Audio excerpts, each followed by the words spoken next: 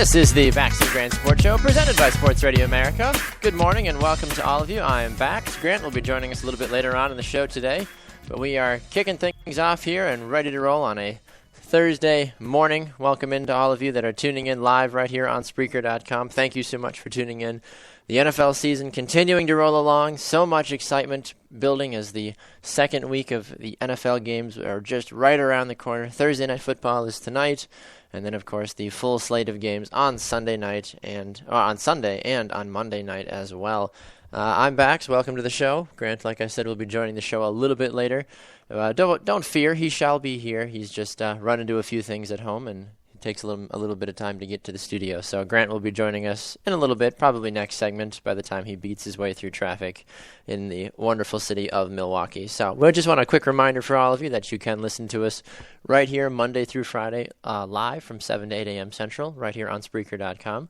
You can also catch us from 11 to 1 p.m.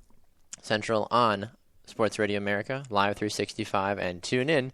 Then you can catch us on demand anytime you want on iTunes, iHeartRadio, and right here on Spreaker.com as well. For those of you that love to play the social media field, you're welcome to go and give us a like or check out the different content that we have on Facebook at The Bax and Grant Sports Show. You can also follow us on Twitter at BG Sports Show.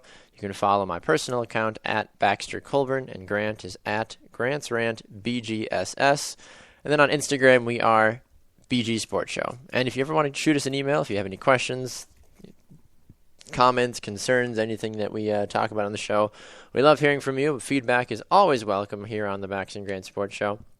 Let us know your thoughts by shooting us an email at bgsportshow@gmail.com. So traditionally on the wonderful days of Thursdays, we have David Kenyon on in our second segment, but he has been gracious enough to step in, and he's just got so much to talk about that we had to get him on right away. So the encyclopedia of football and all things, pretty much football and sports in general. Welcome to the show, David. How are you this morning? I'm doing very well, thanks. Oh, that's good to hear. How you looking for your fantasy team this coming week? You're all set to go? You got your lineups all ready to go?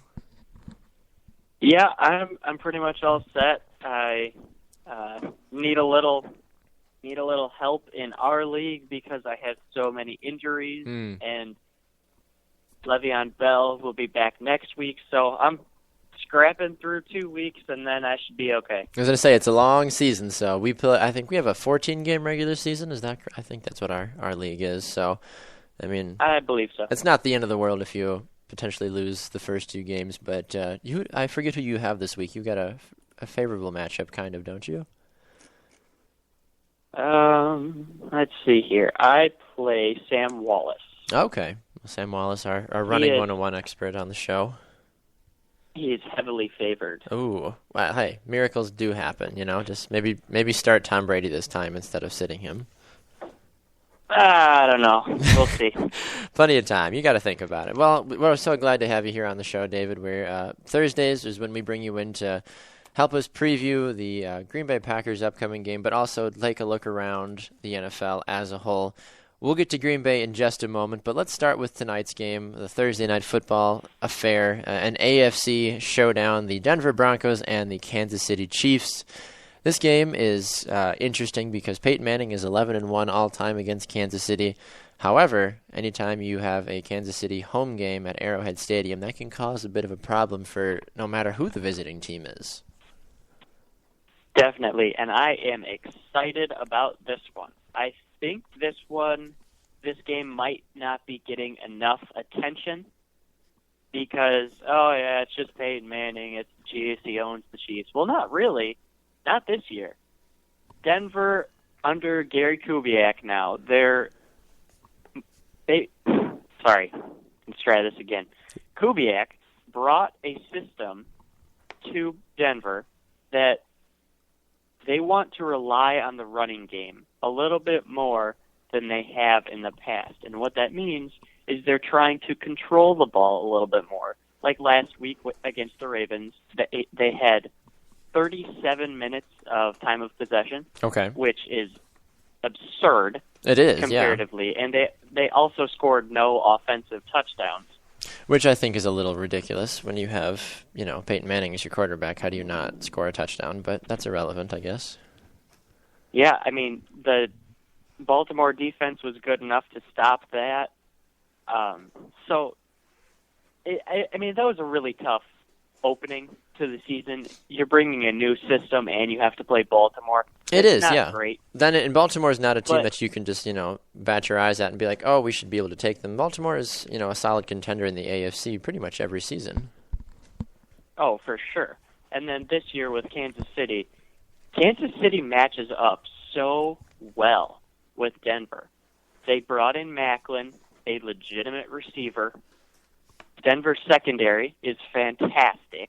Aqib Talib and especially Chris Harris. TJ Ward comes back. He's a safety. He was out last week, but he'll be back. Jamal Charles, he can tear you up. But then Denver has Von Miller and DeMarcus Ware and Sly on the inside, Brandon Marshall, a couple other guys. But then Kansas City has a guy named DeAnthony Thomas. Yep. He's a quick little running back receiver. I think they officially converted him to receiver, but I think you're going to see a little bit of Jamal Charles and DeAnthony Thomas on the field tonight together. Ooh. Because stopping Jamal Charles is a two-man job. It is. And I don't think Denver has the personnel to match up with DeAnthony Thomas as it is, and then putting them on the same field putting them on the field together. That could be a little interesting for Kansas City's offense. Now, DeAnthony Thomas, correct me if I'm wrong, he was one of the star products out of Oregon a few years ago. Is that correct? Correct. Okay, he was one of the guys. I was going to say, I remember watching Badger games a few years ago and hearing about DeAnthony Thomas as Oregon would just run all over Wisconsin, so I had a feeling that was the same guy, but most wanted to double check. Now, do you think the reason this game isn't getting so much attention is because it's Kansas City? Like, I don't want to take anything away from the Chiefs, but just from a media coverage perspective, it's Kansas City. It's not Denver, it's not a New England, it's not a Seattle or even maybe Green Bay. Kansas City doesn't have, take away Jamal Charles, Kansas City is kind of lacking that stud media, attention person where everyone's like, oh, we've got to cover the Chiefs because they've got this exciting, amazing, awesome person. Not to take anything away from some of the guys they have on their team, but do you think that might be one of the reasons why Kansas City just doesn't get a lot of press? It certainly has something to do with that, because when you think of the Chiefs, you think of Jamal Charles. Yes, and immediately. And then also, when somebody says who led the league in sacks last year, pretty much about 80% of people who have a good knowledge of the overall game of football will say J.J. Watt. Yeah. No, he didn't. He didn't, you're right. Justin Houston from the Chiefs had 22 sacks, a half sack shy of the record. Should have just given it to him. Come on, you're that close. Yeah, but Justin Houston, this defense is great. Tamba Hali, Sean Smith is back, Eric Berry's there, Alan Bailey, and then they have a rookie cornerback, Marcus Peters. He's going to be a stud.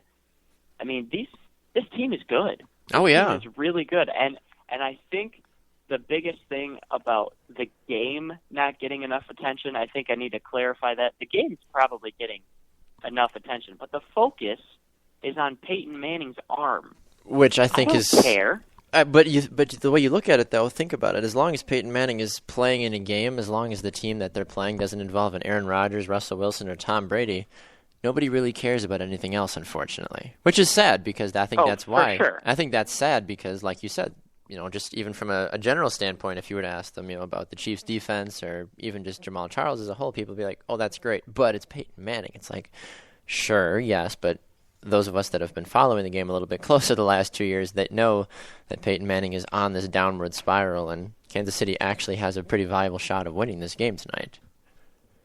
Oh, I would guess Kansas City is going to win. I think they'll take it by a field goal. Ooh, interesting. Okay. Well, I feel like we do need to talk about the game that is got most fans around the NFL talking. The Green Bay Packers and the Seattle Seahawks. That is Sunday Night Football, a marquee matchup, a rematch of the NFC Championship game and the same storylines that people are trying to play on in terms of the last time these two teams met. Seattle, they came back from behind. Brandon Bostic fumbled the onside kick. Blah blah blah. I think at this point in time, everybody needs to forget about the NFC Championship game and move on, because even if Green Bay were to beat Seattle 10 more times during the regular season, hypothetically, it's not going to wash away the fact that they were a play away from going to the Super Bowl. And I feel like that part of it still maybe does linger with the Green Bay Packers a little bit, but they need to be able to move on from that and realize, you know what? They're a different team this year. Seattle's a different team this year. Seattle's missing Cam Chancellor, which is a huge part of Green Bay's opportunity to really win this game, especially since it's their season opener also. But how do you view this game from your standpoint? Well, I think first of all, I want to go back to what you said and about Green Bay moving past the NFC Championship. Clay Matthews actually said yesterday that this game isn't a revenge game because even if they win, it's not like that memory disappears. Exactly. So I thought that was a really cool statement from him. Oh yeah, I completely agree with you. It's very true. There's a difference between being politically correct and giving a coach speak type interview. Mm-hmm. And people might have looked at that comment as, okay, Clay Matthews. No, he didn't say he didn't forget it. And he didn't say he didn't want to win because it would feel good, but it wouldn't erase the memory. So I thought that was pretty cool. Oh, I agree. But anyway, for the game itself, I think Cam Chancellor's absence is going to play a very underrated role. I mean, obviously, people are going to talk about it a lot. Mm-hmm. But the biggest thing is Jordy Nelson's out with that ACL. We all know that. Yes. And then Chancellor is out. The biggest difference this year is Seattle doesn't have Chancellor to go down in the box to stop the run. Now, last year in the first matchup, it changed a little bit in the playoffs, but in the first matchup, Mike McCarthy had Jarrett Boykin and Devontae Adams go split wide right every single time. He left Randall Cobb in the slot, and he told Jordy Nelson to line up on the left side against Byron Maxwell every single time. And it almost worked out. Yeah, and what that allowed the Seahawks to do is roll Earl Thomas, their hard-hitting ball hawk safety, to Jordy Nelson's side every single time. So I think his longest catch was 16 yards, 16, 18, something like that. And Jarrett Boykin and a rookie first-game Devontae Adams, they're not going to test Richard Sherman. No. That's a given. Yeah. So it was up to Randall Cobb to do everything except for quick hitting routes to Jordy Nelson and just a little bit of Andrew Corliss. But the Seahawks can't roll the coverage like that. No, especially with missing Chancellor. Exactly. And they have Kerry Williams on the opposite side, who is not good. He's really not good. I don't know where the hype came from. Probably just because he joined Seattle. That's usually how it goes up in Seattle. This is a guy who's been destroyed on multiple occasions by lots of receivers. So, I don't know. But anyway, Randall Cobb is going to play a big role in this game because I want to see where he lines up, and I want to see how McCarthy tests Sherman. Is Devontae Adams ready for that? I think a little bit. I think he might get him a couple times, but I'm pretty sure you're going to see a lot of James Jones on Sherman, and McCarthy will let Cobb and Adams, his two quicker receivers, go to work because Seattle does have a little bit of trouble stopping the quicker receivers. No, that does make sense. I mean, we've seen that just even with St. Louis last week. I mean, Tavon Austin, I know that there was a few times that he caught, quick slants or even just the play that he had out of the backfield that just his pure speed was too much for the defense to handle. And I think that, not to say that Randall Cobb is faster than Tavon Austin, but I feel like they're both pretty darn quick. Probably Tavon Austin's probably a little bit faster since Randall's got injuries that he's dealing with. But even still, though, there was a notice in watching the film of Seattle and St. Louis of that lack of speed, or being able to cover guys that had extra speed. Now, the big thing I think that there needs to be the conversation of is how is Green Bay going to stack up defensively because of their poor performance last week against a decent running back in Matt Forte, and now they lose Sam Barrington for the season. Morgan Burnett is still day-to-day. Is this a team that's going to get run over by Marshawn Lynch, and is Russell Wilson going to actually throw a decent game, or is this still going to be – does Green Bay's defense – the best way to phrase it, I guess, is how important is Green Bay's defense of play in this game matter, I guess? Yeah, I would be a little past concerned if I was a Green Bay fan.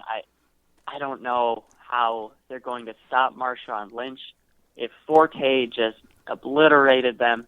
The thing is, Seattle's offensive line lost Max Unger in the trade for Jimmy Graham, their center, and James Carpenter signed with the New York Jets. So that Seattle offensive line is a mess. It's not good. But, I mean, it's not good, and St. Louis has arguably the best defensive line in the league, and Marshawn still got 4 yards per carry. Yeah. That's terrifying for Packers fans. I mean, he averaged, even in the playoff game last year, he averaged 6.3 yards a carry, and that was obviously with a better offensive line. So if he's still averaging that many yards with a banged up, throw them together offensive line, that still is incredibly concerning for Packer fans. Yeah, I mean, we're looking at a 20-carry, 100-yard game from Marshawn. More than likely. Probably conservative. Yeah, that's a very low number, considering probably how much that they know. Like, once Marshawn gets those 2 or 3 runs over 10 yards, he's just going to be asking for the ball and just saying, just keep giving it to me, coach, because Green Bay's defense can't stop me.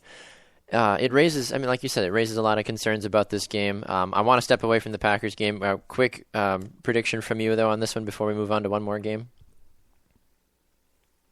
Ooh, this one is tough. I think the Packers do have an edge because they're playing at home. I think Rodgers on 2 legs will make up for that difference. Oh, man, as far as a score, that's tough. We can do it ballpark generally. You can even do it as it's a 1-score game, it's a 2-score game, depending on how you if you want to dodge around it, if you want to add actual numbers. Let's do 27-20 Green Bay. Okay, interesting. Yeah, that's kind of the consensus that I've been getting from folks too, is that it'll probably be a game in the 20s, but I would be shocked if this game is separated by more than 7 points. Now, there's 2 games that could be considered also, high quality games this coming week, and that is the Texans-Panthers game. No, I'm joking. Just wanted to see if you're still paying attention. No, the Patriots and Bills game and the Cowboys and Eagles game. Do either one of those games stand out to you as a bigger game than what is being made of it? I'm more excited about New England and Buffalo than Dallas and Philadelphia. Okay. For the simple reasoning of Buffalo straight up dominated Indianapolis. Yes. And Indianapolis surely does not have a great offensive line, and Buffalo has, if it's not the Rams, it's the Bills' best defensive line in the league. That defense is outstanding, especially under Rex Ryan, a defensive-minded coach. Oh, yeah. But the Patriots have the Bills' number. I was looking this up yesterday, and Tom Brady is, 23-3, I think. 23-3 against the Bills. I mean, that's you can huge. Call it a rivalry, but that's domination. That's pure domination. But this is a totally different Bills team. And you can say, yes, the Patriots are used to playing against Rex Ryan, but they're not used to playing against Rex Ryan with these players. And I think you would make a pretty good argument that this Bills defense is better than anything that Rex Ryan has ever had at the Jets. Well, it's not tremendously different, but it is better. That's for sure. Okay. Now, but then, with Dallas and Philadelphia, I am excited about that. I am excited about that game. Mm-hmm. But it's just not as appealing to me as New England Buffalo. Sure. Well, one last thing before we let you go. Is there any other games or storylines that we need to be following this NFL weekend? Well, as you briefly mentioned as a half joke, but Houston, Carolina, I am a little intrigued by Ryan Mallett starting. I want to see what he can do as a full game. Yes. He had a ridiculous connection with DeAndre Hopkins last week. He had five of his, I think, 8 completions went to Hopkins in 2 drives. So I'm interested in that. New Orleans, I want to see him bounce back against a bad Tampa Bay defense. Arizona, I want to see them dominate Chicago. I think a lot of people do. Because well, yeah, but I'm for a different reason. For different reasons, yes. Because that Arizona offense has the potential to be like top 5, but they did lose Andre Ellington, so I want to see how they replace him. Yes. And then just a couple quick rundowns. San Diego, Cincinnati, that'll be a tight game, worth watching. Atlanta, New York. Man, that Atlanta defense looked good. They really did, and I was shocked by that. Wow, did it look good. So I want to see how they test New York, the Giants. And then Monday night, I like that game. I want to see how Indianapolis bounces back from that bad loss. Yeah, and I think that's definitely one game a lot of people will be keeping their eye on. Is there any reason to keep an eye on the Detroit-Minnesota game at all, or is that just for NFC North fans? It's just an NFC North game. Fair enough. That game's kind of, Nothing. Just, we'll see if Adrian Peterson actually, plays a little bit better this week instead of just the 10 carries, 31 yards that he got this last week. Yeah, that Minnesota line is rough. Fair enough. All right, well, one last thing. I'm throwing this at you randomly. Give us one random fact about the NFL that we should need to know before we let you go, David. One random fact. Something that probably only you would know and the rest of us would never have thought of. Like, that matters this week? Sure, or just in general. Just a random fact just to show off your encyclopedia-ness.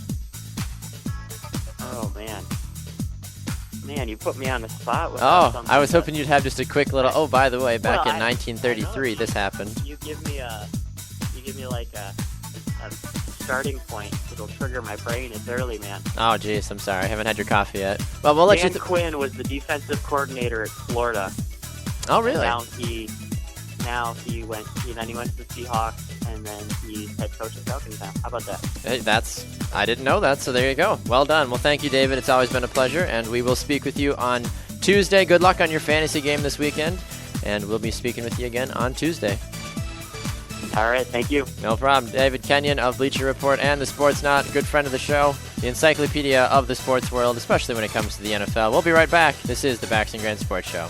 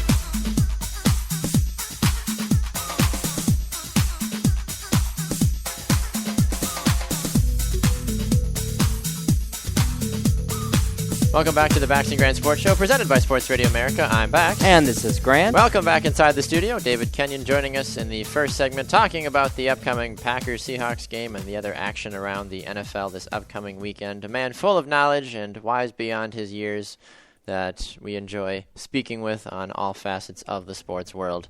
Well, Grant, the first round of candidates for the NFL Hall of Fame have been unveiled. The 11 men that will be voted upon to see who will be making it into the NFL Hall of Fame when they do the induction ceremony coming up in August of next year.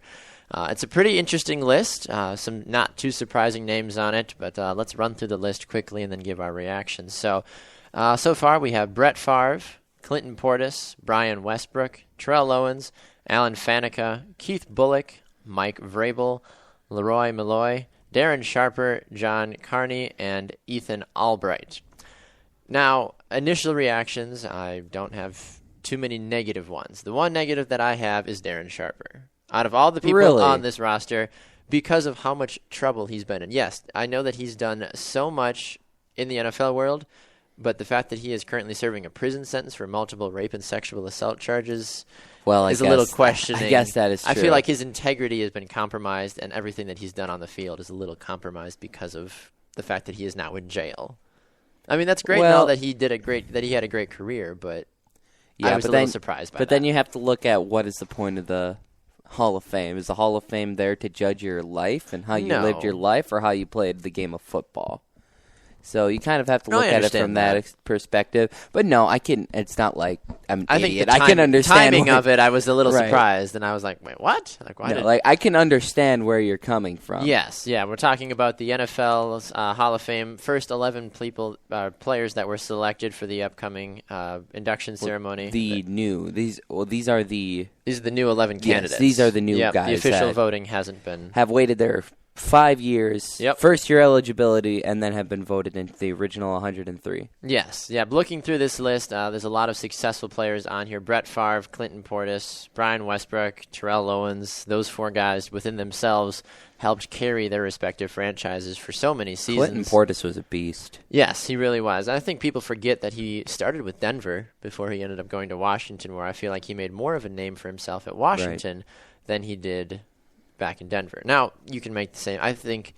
I personally forget half the time that Jay Cutler started at Denver. He was drafted by the Broncos and then ended up in Chicago. So I think that there is, there's that weird aspect of it. Right. It's like, oh, wait, that's right. Sometimes people forget about it. Kind of like Vinny Testaverde. Didn't he play? And he was wasn't he like really bad for the Bucs? Is that where he started? Because I know the Jets is where he made his name. I think he was drafted by the Buccaneers. I think you're right. And then was like super bad. Yeah. And then he got traded, and then he ended up playing really well after he left. You can make Brett Favre, drafted by the Falcons, then traded to the Packers. But he never played a game with the Falcons, so you can never say he was really bad. And it's hard to really, make that argument like, he's always you don't see Atlanta Falcons walking around with Brett Favre jerseys going, we were robbed. Like, I've seen one, actually. And those are people that are like diehard just Favre fans. They're not like Falcon fans. Like, darn you, Green Bay. Like, they don't care. Well, because who would have known that Green Bay was going to be able to tell that a bench quarterback was able to turn into a Hall of Famer? Exactly, and I think that Atlanta can't really beat themselves up too much for that, honestly. Another interesting name on this list, Kurt Warner. He was a finalist from last year, made it into the final 15, but just missed I'm a little upset about that. Kurt Warner's done so much. He's had such a great, storied career and just a great story, off the field of not being an undrafted free agent. He was working as a bagger at a local grocery store before he ended up signing for the St. Louis Rams, won a Super Bowl, then went play with the Cardinals for a few years also. Like, that's just a terrific story. Yeah, but I don't think that means that he's never going to get into the Hall of Fame. I believe if not this year. No, I think it'll be next year. Or this coming year, if not next year. Yes. That he's going to be in. I don't think there's anything wrong with anything like that. But one thing when I was reading this list, I'm like, oh my gosh, all these great players. And how many did they put in a year? Did they put in 10? Is it 10? No, I feel like it's smaller than that. I feel like it's 8. I forget the number is escaping me, but it's not as big as these 11 guys will still be knocked down, I believe, a little farther. Yeah, it's right now it's 103. And they have to get it down to like certain numbers by the end of the the year. They have dates Kind of like how NFL rosters have their... Yes. They have to get down. Oh, you have to get down to 71. Oh, now you have to get down to 53. They're not 70. Anyway. That's what the Hall of Fame has. Sure. And I was just going through and looking at all these great players, and I saw one, Clay Matthews. Pretty sure it's Clay Matthews Sr., so probably Clay Matthews the third grandfather. I'm assuming so because I don't think you can induct a player that's still active in the league. Be like, well, right, yeah, that's what I was confused. You've done a great job. Well, no, like my thing was like Clay Matthews, like his dad played, his uncle played, and I'm pretty sure also his grandpa played. So, and then Ty Law, Leroy Butler, there's Tiki Barber, I think I saw in here somewhere, and I feel like the Barber brothers will probably go in the same year. Tiki and Rondé. That'd be cool. I feel like the NFL would do that. But like looking through at all these players, and I'm like, they can only send a very few amount in per year, and I believe if not all of these players should go through, and I'm just like, how are they going to get all these guys through? Because there's a good chance, even though you make it onto this 103 nominee list, there's still a chance that you will never we've seen it with Jerry Kramer, the Green Bay Packers. You will never get that he's been snubbed every year. But and Kramer is... he was fantastic for the He's Packers. a legend's name around Green Bay. And these are the first-year candidates. He's the 11th first-year candidates that have 11. Made it. It all kind of depends. So these guys are going to be competing with other guys that have been around for a while. They get the final list down to 25 in November, and then they end up choosing between 4 to 8 candidates that will eventually be inducted. So even this list here will not be official. All of these guys are not guaranteed to get in. I feel of this list, Brett Favre, I feel like will get in, and that's completely unbiased, I think, just from everything that he's done. Right, because just look at how many records he had, and he just made a huge impact on the game. And yes, of course, it's coming from 2 Packer fans, but you hear it from a lot of people. You do. That you hear Brett it from Favre a lot is a first-year Hall of Fame guy. Yeah, he's been inducted into the Packers Hall of Fame. His number is being retired on Thanksgiving night against the Chicago Bears this season. He was able to return back to Lambeau this last summer, kind of make amends, put some salve on the wound that was open for so long with Packer fans, and rightfully so. Now I feel like he is on the straight and narrow to really, being back with the Green Bay family. I got to give a special shout-out, though, to John Carney, the only kicker that made it the top 11 here. And he was a kicker from 1988 to 2010. He made 2 Pro Bowls. So, gotta give him a little bit of happiness there. A little 3 All-Pro teams. He's a 1-time Super Bowl champion. He made 82% of his field goals. Nice. And 98% of his extra points. He's one of the 7 kicker/punter on the big overall list. Who are the other guys? It's Morton Anderson, Gary Anderson, Jason Elam. Do you know him? Elam, yep. Elam, Sean Landetta, and Nick Lowry. Okay. I know Nick Lowry. My Minnesota Viking fans will remember Morton Anderson and Gary Anderson for their Is it Gary Anderson that missed the field goal in the playoffs a few years ago? I think it was I don't remember. Because I think of the How I Met Your Mother bit. I don't know if you've ever watched How I Met Your Mother or not, but they're all Marshall, one of the main characters. There's a Vikings fan, and every time they talk about Morton Anderson and the missed field goal, or it's Morton or Gary. Either way, they always go, dang it! Like every time they talk, he couldn't convert the field goal, and everybody always is like, dang it! But thought that was a little funny. Darren Sharper, though, I don't think Sharper will I don't think he'll make it through this year. No, he'll probably have to wait a little bit longer, unfortunately. But yeah, it's probably, if anything, it would probably be because he's in jail, and also because it's not bad if you don't make it your first year, because look at how many people there are.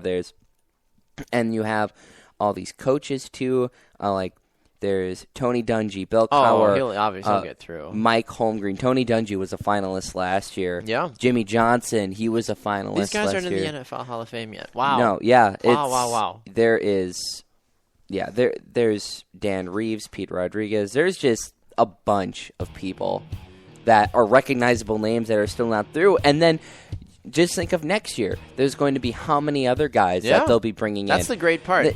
But it's just, how can you sift through this block of these great players and getting them through to the Hall of Fame? It's just ridiculous. No, I absolutely agree with you on that one.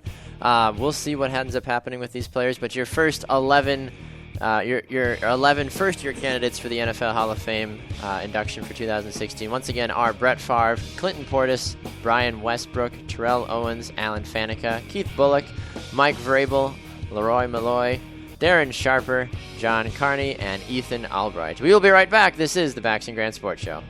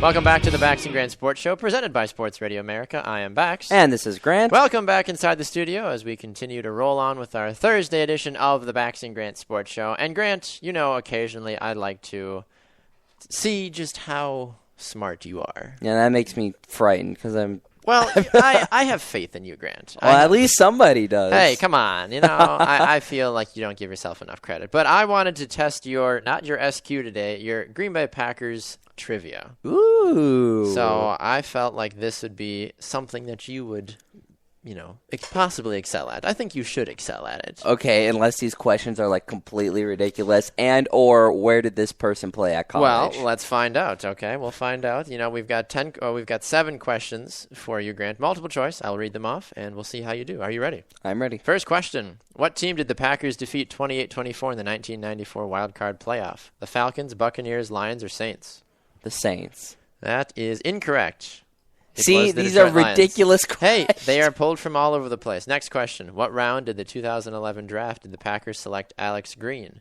8th, 5th, 6th, or 3rd? I think he was a running back. A round or? Round, yeah. 6th. That is incorrect. It was the 3rd round. You were 0 for 2. Next question. How many NFL titles did Bart Starr win as a quarterback for the Packers? 3, 4, 6, or 5? Okay, this one I should know. I think it's 3. That is incorrect. It was 5. Dang it. 0 for 3, Grant. I should know that one. Round 4, here we go. That's my fault. Who is second in the Packers' history for total passing yards? Favre, Mikowski, Rodgers, or Starr?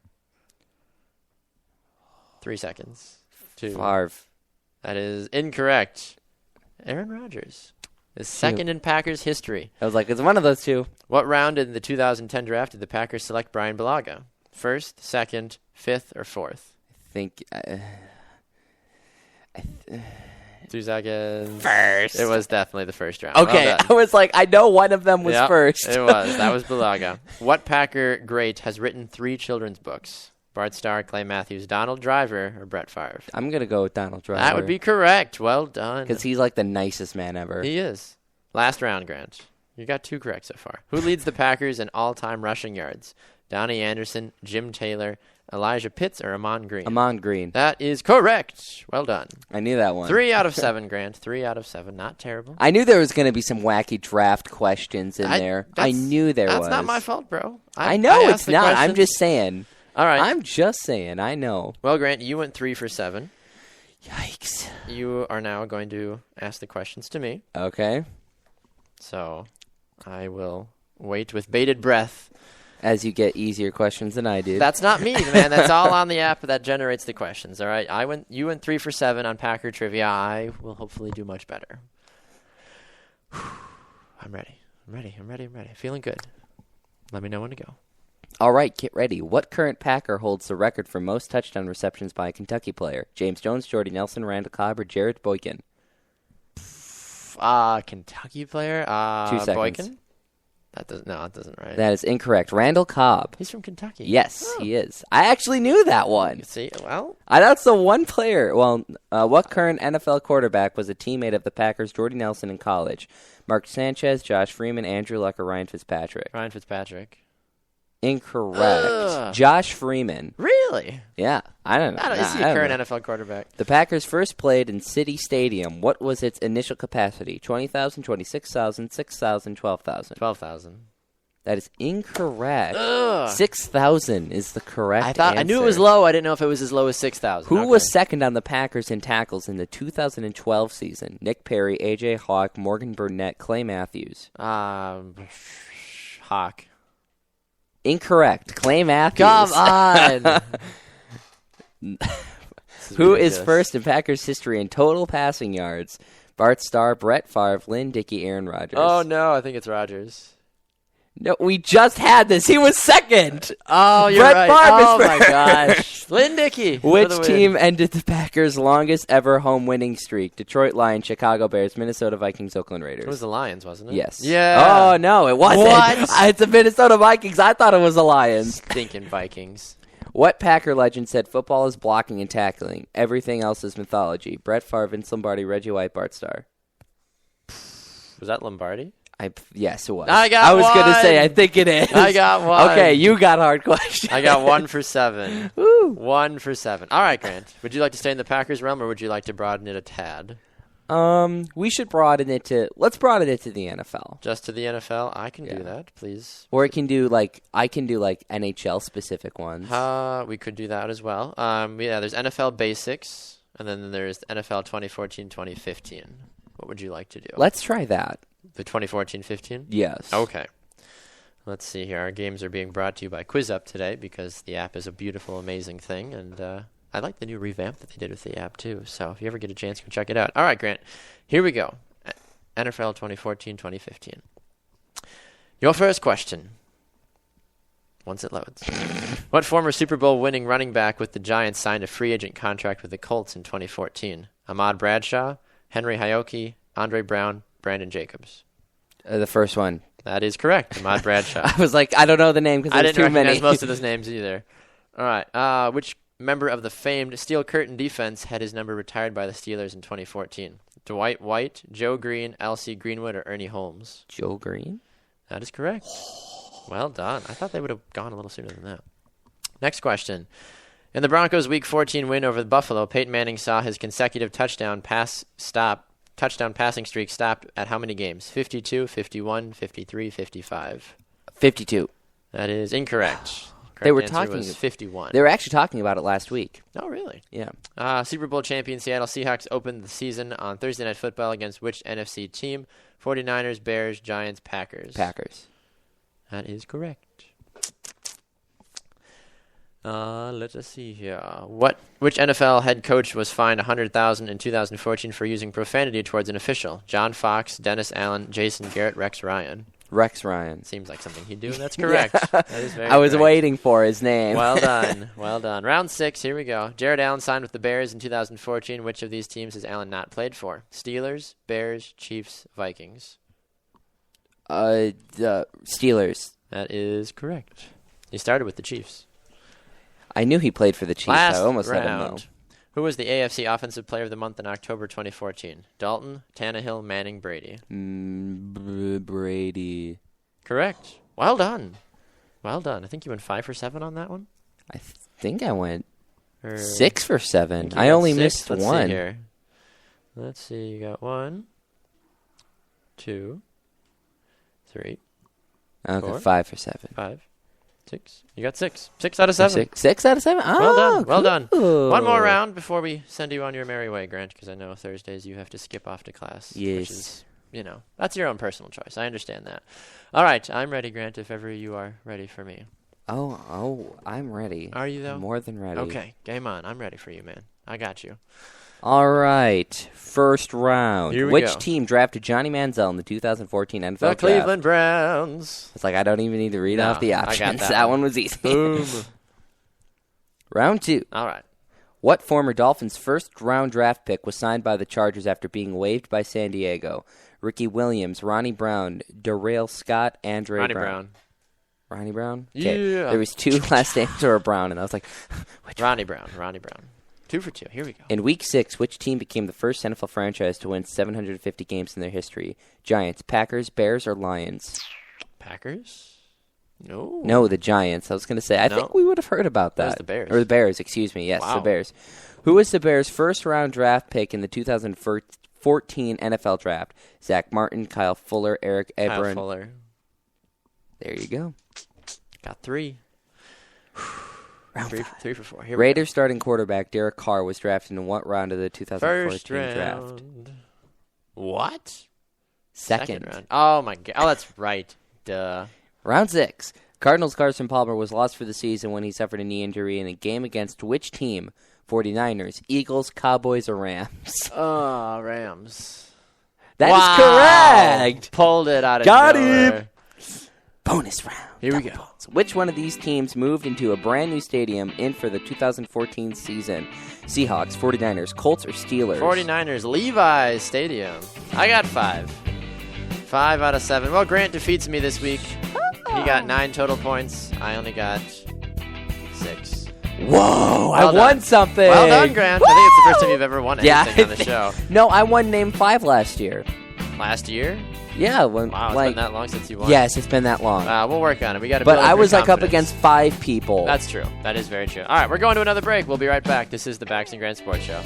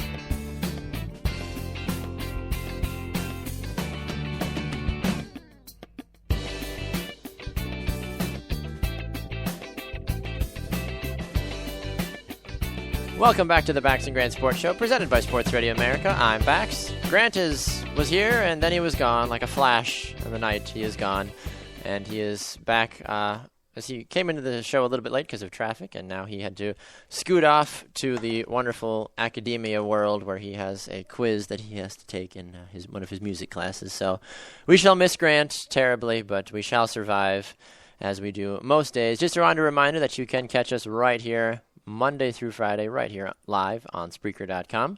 You can catch us from 7 to 8 a.m. Central. You can also listen to us from 11 to 1 p.m.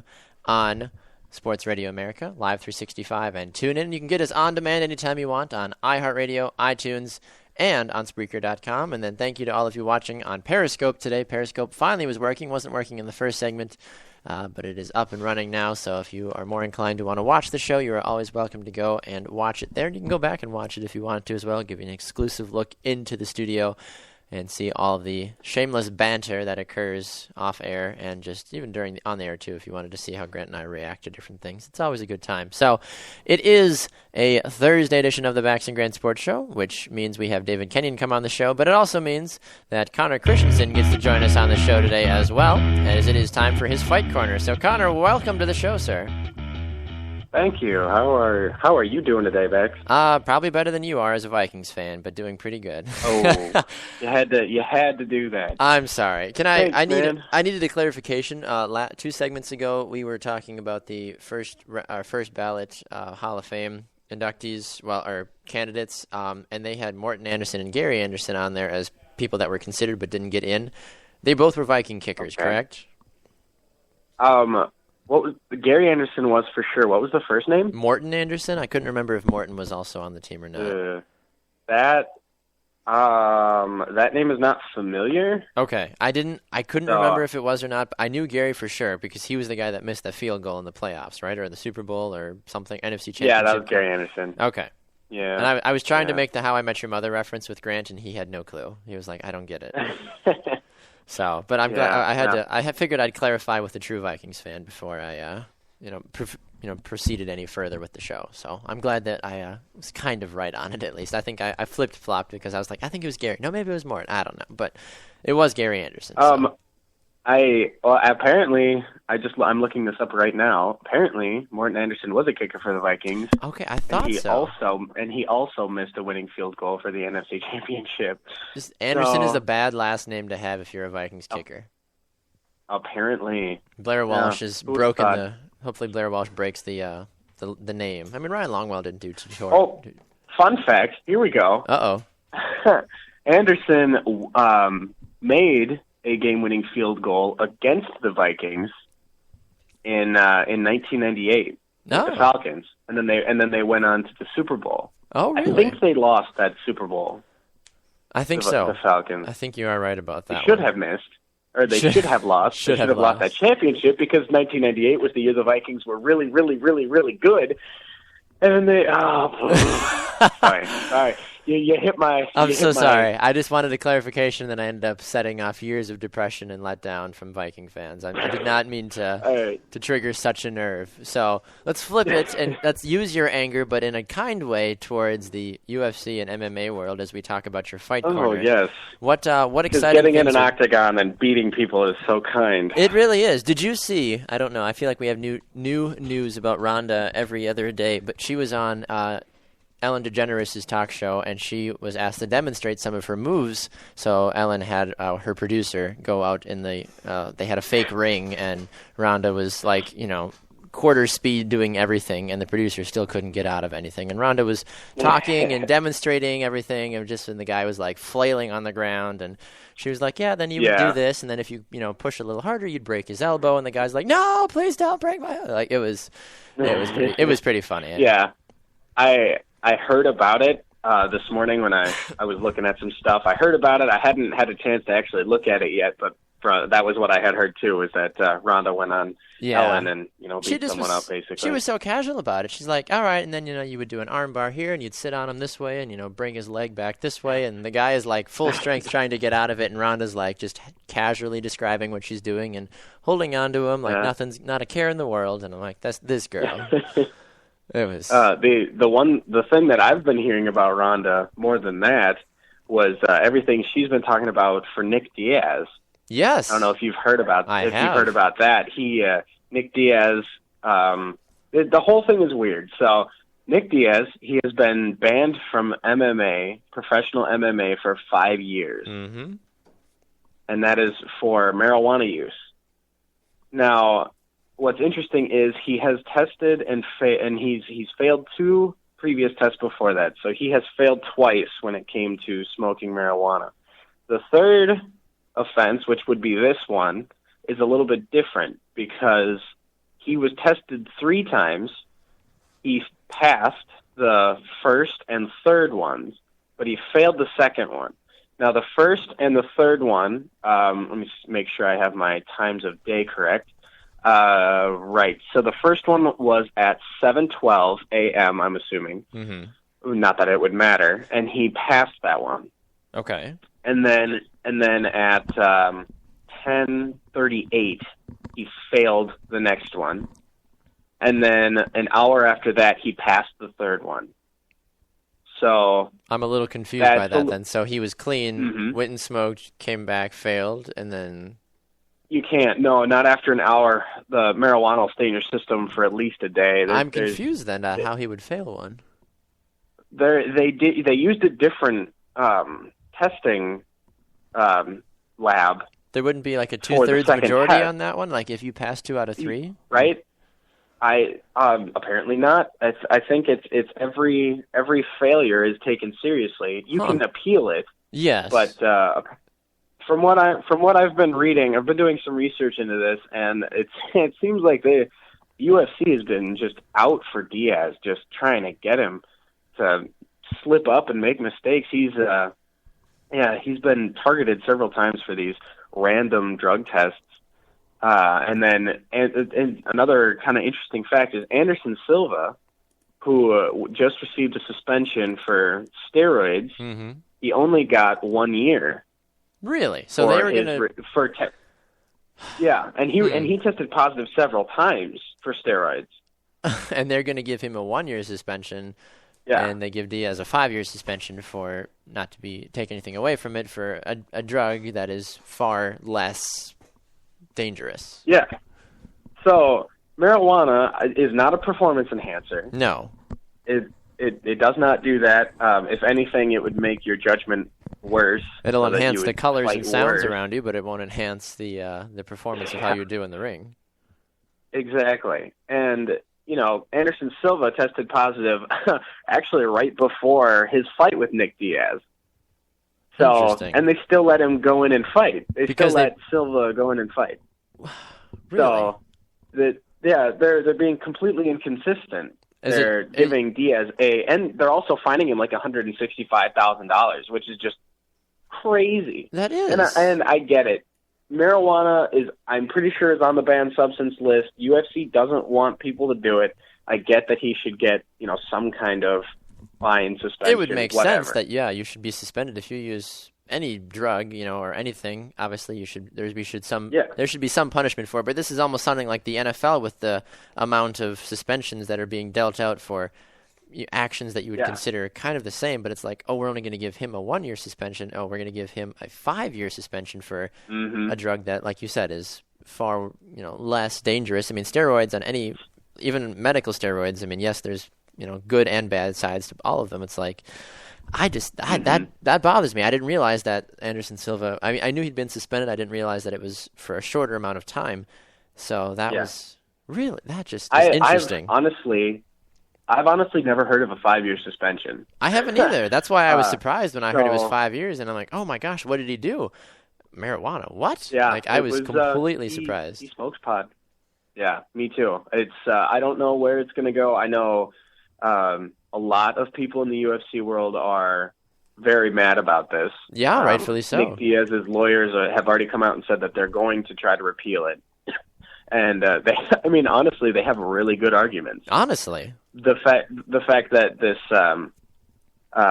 it was the second test of 3 that he failed, and that doesn't make any sort of sense because they were all on the same day, and he should have failed all of them if he had smoked marijuana or and done I think anything they were just. Like that. It almost sounds like they were just looking for that one. It's like, we got him on one. Yeah. Quick, suspend him. Yeah. So I'm pretty sure. I mean, if the UFC is, if they're wearing their grown-up pants, then maybe they'll actually, repeal their suspension. But I don't know. For someone that doesn't know a lot about the fighting world, how often do suspensions get overturned? Because we're familiar with what happens in the NFL. We're familiar with what happens in all the other worlds when someone gets suspended or fined or this, that, and the other, and an appeal happens.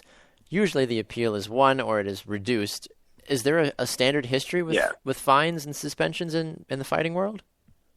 Well, okay, it's a little interesting because apparently in the UFC you can fail a drug test and then still go in and fight, which doesn't make any sense at all. I was reading something else about a different fighter named John Jones who tested positive for cocaine. Oh, jeez! And he was still allowed to fight. Are you kidding? Come on! In his next fight, and so it's hard to say because in that sense, John Jones was suspended definitely for taking cocaine, but he was still allowed to fight in his next fight, which doesn't make any sense. Silva, he tested positive for steroids, is suspended for 1 year after still being allowed to fight.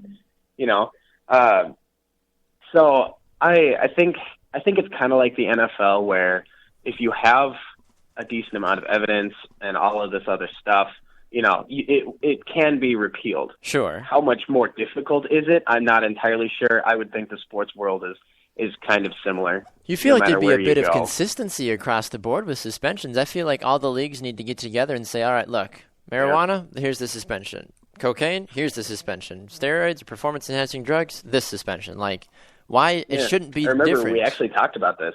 Yes, no, I do remember that. That was several months ago, but I remember that, and I was like, why is there not some consistency about all of this? It just doesn't make sense, because if you're an NFL player, a soccer player, a hockey player, and you say, well, I got suspended for steroids, and how come this guy's only getting a shorter amount of a sentence than I am? Like, that doesn't make any sense.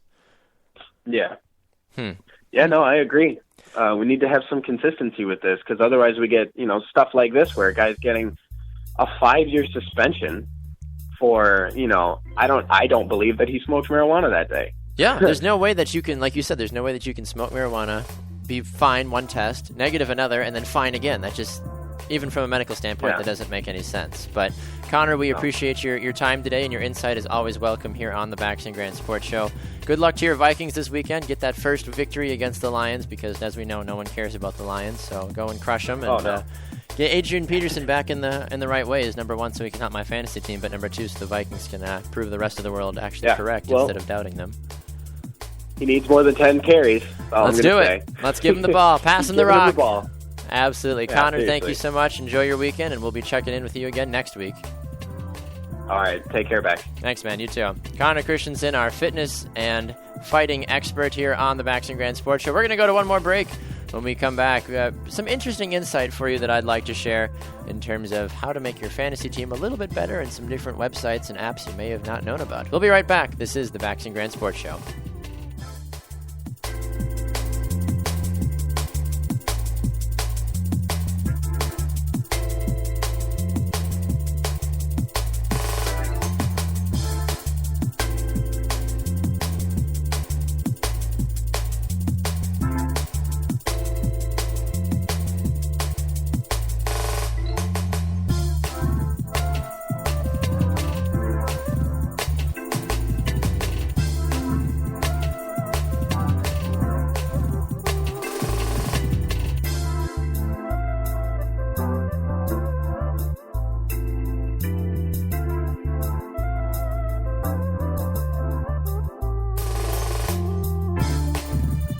Welcome back to the Backs and Grant Sports Show, presented by Sports Radio America. I am Bax. Grant is gone for the day, as he normally takes off on Tuesdays and Thursdays a little bit earlier, so we can go and make sure he's to class on time. So if you missed him, you can go back and listen to our show on demand anytime you want on iHeartRadio, on iTunes, and on Spreaker.com as well. Before we scoot off for our show today, special thanks to all of you watching on Periscope. We appreciate all of the insight and questions and comments that are coming from all of you Periscopians, so thank you for that. I appreciate it. Before we go, I wanted to make mention of two different sites out there that will help you become a better fantasy sports player, especially when it comes to fantasy football. Because of, if you're a numbers guy, an analytics guy, that you eat up all of that stuff, there are two different websites out there that I would like you to go and check out. I favor both of them. I don't have a favorite out of either. They both provide different insights. And I think that you maybe, the rest, I'd like to share them with you. You may have heard of one or both of them, but I'm going to share them anyway. So the first one that is more than likely much more popular than the second one is numberfire.com. Most of you have probably heard of Numberfire if you are involved with DraftKings or FanDuel. FanDuel recently purchased the rights to Number Fire, so they have a lot of partnerships that they do with all of that. The great thing about this is that Number Fire, they have projections for you. They have algorithms that they run for the NFL. They actually have MLB, NBA, and NHL as well in terms of predictions, projections, and different things that you can do player by player. So if you want to go in and check out, so I'm going to click on Aaron Rodgers here on Number Fire. Most recent news on Aaron Rodgers, most recent NFL news, and then Aaron Rodgers' fantasy projection in this game. In this upcoming game, Aaron Rodgers is projected to have 285 passing yards, 2 touchdowns, no interceptions, and he's projected 19.93 fantasy points. Now, he's playing against Seattle, who is the 14th ranked defense, and there are multiple ways that you can do this on the site. You can ask questions in terms of if you want to maybe do a trade, or if you want to just figure out, hey, who should I start this week? There's a community on Number Fire that allows you to do that. One of the trending ones that's going on right now is, should I trade away Aaron Rodgers for Julio Jones? No, don't do that. That would be an awful idea, but that's just my opinion. But there are all different types of things. There's news and updates. There's draft kits, projections, daily fantasy advice, rankings, player analytics. You can create your own team on here, so that way you can always go through and check and see how your team is lined up and projected to do moving forward. Another one that I've recently found, courtesy of fansided.com, is topdogstats.com. Topdogstats.com. They have interesting analytics. They have just a way that it brings everything together for you. Once again, I'm going to stay with the quarterbacks. And we're going to use the quarterbacks here of Andrew Luck and Drew Brees. So hypothetically, if you had Drew Brees and Andrew Luck on your fantasy team, and you wanted to get an idea of, number one, their fantasy points, you can, let's see, the different things that you can do. Strength of schedule, you can look at opponent's points allowed by quarterback, fantasy points, passing touchdowns, red zone passing touchdowns, their target breakdown, so you can maybe check on what players they favor the most, how they do in the red zone, pass completion percentages. It breaks it all down for you, player by player. Now, if you look here, as Andrew Luck will take on the Jets this week, and Drew Brees takes on Tampa Bay this week, you can say, all right, hypothetically, if you had both of them on your team, you can be like, well, who would make the most sense to start? So you can change it to the regular season this year. You can change it to the different scoring systems. So they have CBS Sports, ESPN, Yahoo, NFL.com, DraftKings, and FanDuel as well. So here I play in an ESPN league, and I can say, okay, how'd these guys line up last week? Well, Drew Brees had the better game overall. He threw for more passing yards. He had more fantasy points. And let's see. And then you can also check and see who they target the most as well. So this is one of my favorite parts about it.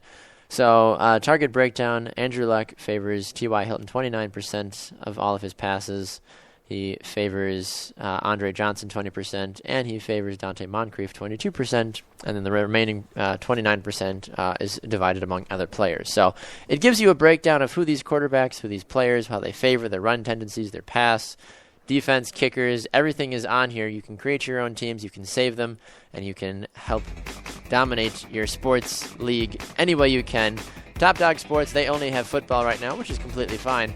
Go check them out, topdogstats.com, topdogstats.com, and then numberfire.com. Numberfire also has an app that you can download on your phone as well. Thank you all for tuning in to another edition of the Bax and Grant Sports Show. Remember, you can catch us right here Monday through Friday from 7 to 8 a.m. Central, right here on Spreaker.com. You can also catch us from 11 to 1 p.m. Central on SportsRadioAmerica.com, live 365, and tune in. And you can listen to us on demand anytime you want. Go ahead and download our podcast on iTunes.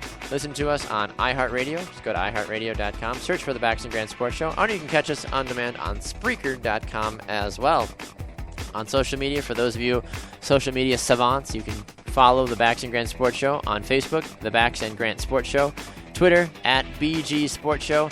I'm at Baxter Colburn. Grant is at Grant's Rant BGSS. Instagram, we are BG Sports Show. And then if you ever want to shoot us an email, you can get a hold of us by sending an email to bgsportshow@gmail.com. Special thanks to David Kenyon of Bleacher Report and the Sports Nut for stopping by, offering his Packers preview and other NFL game previews for this upcoming weekend. And, of course, Connor Christensen with his Fight Corner talking about Ronda Rousey and Nick Diaz as well. We'll see you all again tomorrow. Sam Wallace will be here, Name 5 Showdown, Grant's Rant, and so much more. Remember, if it happens in the sports world, Grant's either going to rant about it or we're going to talk about it here on the sports show that is the Bax and Grant Sports Show. Thank you so much for tuning in. All of you that watched us on Periscope, enjoy your day. Stay classy, people. We love you all. Thanks for your support, and we'll see you all tomorrow. Have a great rest of your day, everybody.